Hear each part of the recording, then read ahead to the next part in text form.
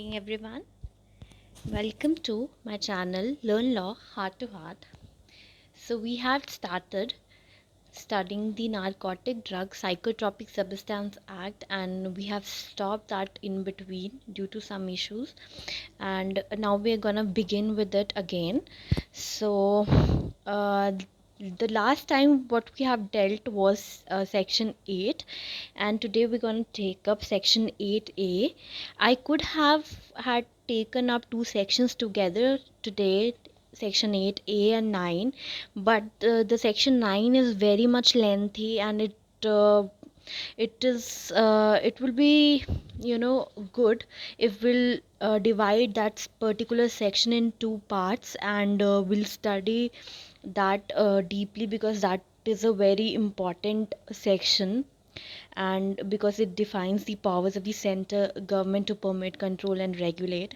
So we're gonna take up section 8a today. So let's begin with it. So section 8a. Okay, then what does the section 8a says? Please keep your bare acts with you, and keep marking each and everything. This section 8a was inserted by the Amendment Act of 2001. Fine, it was added there too. Now, what does it says? Basically, it says the prohibition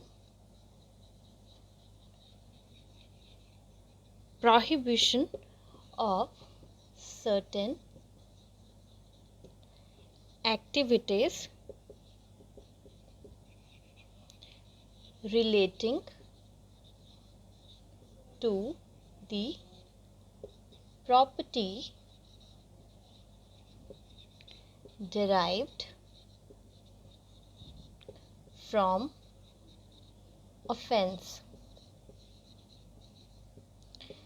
See, the term offense hereinafter used, or the term used offense here, is the offense which is defined in this act. So particularly the term offense has not been defined in this act, it has been defined in IPC.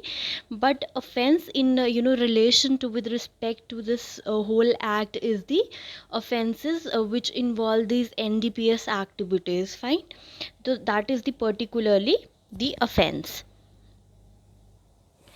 So what does the section says? Section बोलती है that no person, कोई भी person, ठीक है, कोई भी person क्या करेगा, ये तीन पार्ट्स में जो है सब क्लॉजेस में डिफाइन है, ए बी एंड सी. तो जो सबसे पहला क्लॉज ए है वो बात करता है क्या, कि नो पर्सन शैल कन्वर्ट और ट्रांसफ़र, ना ही वो बंदा क्या करेगा, कन्वर्ट करेगा. ठीक है, पहला क्या बोला उसने, कन्वर्ट. ठीक है, और दूसरा क्या बोला, ट्रांसफ़र. तो उसने बोला कोई भी पर्सन जो है ना ही वो कन्वर्ट करेगा ना ही वो ट्रांसफ़र करेगा. अब इस किस रिस्पेक्ट में बात हो रही है, हमारे क्वेश्चन में ही जो हमारे सेक्शन की डेफिनेशन वही लिखा है प्रॉपर्टी के बारे में. ठीक है, तो उसने बोला कोई भी पर्सन जो है ना वो कन्वर्ट करेगा ना वो ट्रांसफ़र करेगा किसी भी ऐसी प्रॉपर्टी को जिसका उसे पता है, knowing that property is derived, कि वो प्रॉपर्टी डिराइव की गई है, ठीक है, फ्रॉम द अफेंस, कुछ ऐसे ऑफेंस है जो कि इस पर्टिकुलर एक्ट के अंदर किया गया है या किया गया है under any other corresponding act.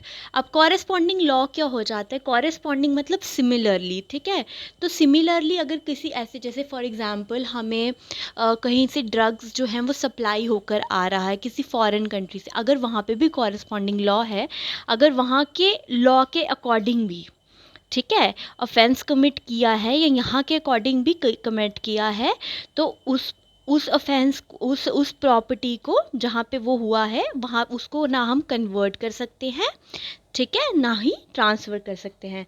तो बोला गया है कि नो पर्सन शैल कन्वर्ट और transfer any property knowing that such property is derived from an offence committed under this act or under any other corresponding law of any other country. ठीक है, or from an act ठीक है, of participation in such act.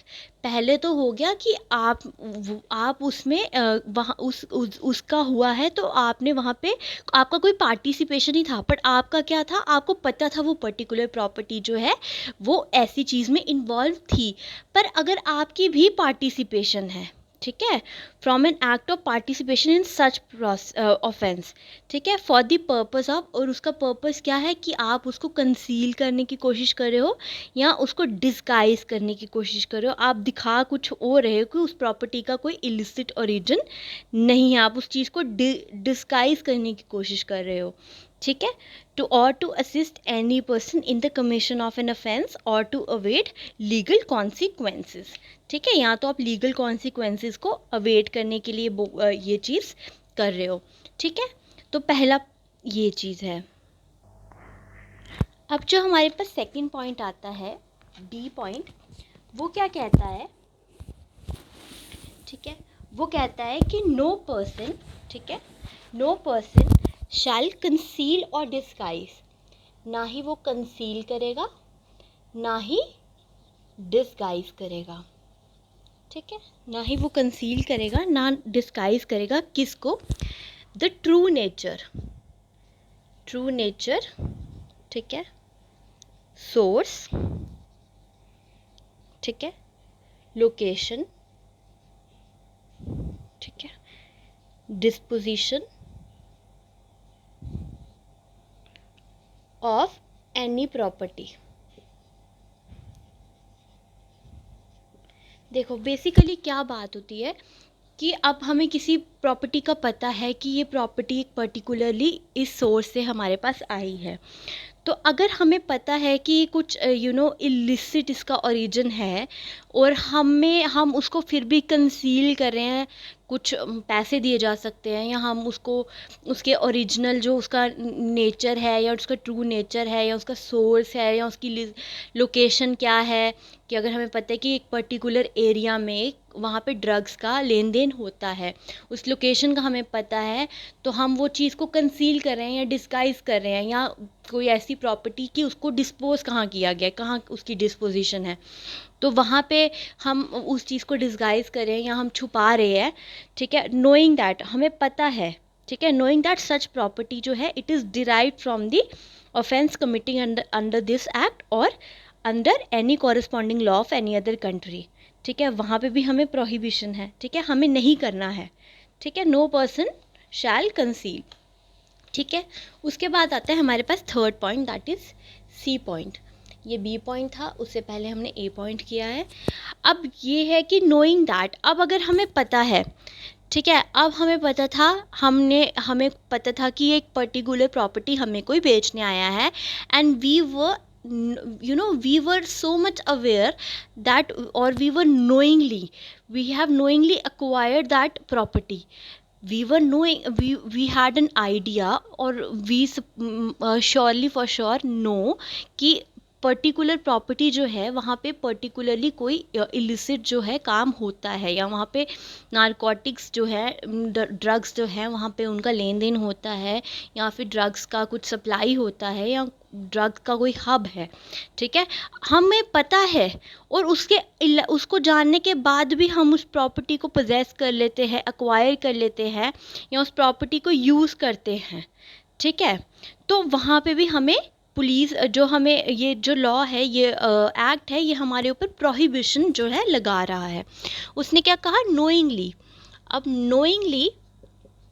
Knowingly हम क्या कर रहे हैं, उसको अक्वायर कर रहे हैं, ठीक है, या फिर हम उसको पोजेस कर रहे हैं, या फिर हम उसको क्या कर रहे हैं, यूज़ कर रहे हैं, any property which is derived from an offence committed under this act और under any other corresponding law of any country. जैसा मैंने बताया कि अगर कॉरेस्पॉन्डिंग लॉ किसी भी कंट्री का, अमेरिका का हो सकता है, अफ्रीका का हो सकता है, और नेबरिंग कंट्रीज़ का हो सकता है, कहीं का भी हो सकता है, तो उस हिसाब से। तो ये हमारी पूरी सेक्शन थी जो कि प्रोहिबिटरी सेक्शन, जो हम पे प्रोहिबिशन लगाती है, ठीक है। ये सेक्शन हमारी सेक्शन 8A है। कल हम जो है वो टेकअप करेंगे सेक्शन 9 को। पिछले 1-1.5 महीने से ही कुछ रेगुलर सिनेरियो नहीं चल पा रहा है, अब हम कोशिश करेंगे। अब एग्ज़ाम भी थोड़ा पोस्टपोन हो चुका है, बट लेट्स ट्राई कि हम इसको थोड़ा अच्छे से प्रिपेयर करें और अपना NDPS एक्ट विद इन आने वाले कुछ 20-25 दिनों में विल एंड इट अप। उसके बाद हम इसका क्विक रिवीजन, मैं एक MCQ का PDF बना के भी लिंक में डाल दूँगी, सो दैट एक टेस्ट हो जाएगा। That will be much helpful for everyone. तो अगर कोई भी डाउट है या कुछ भी इसमें समझ नहीं आया है, and if you people think that I need some improvement, kindly comment below.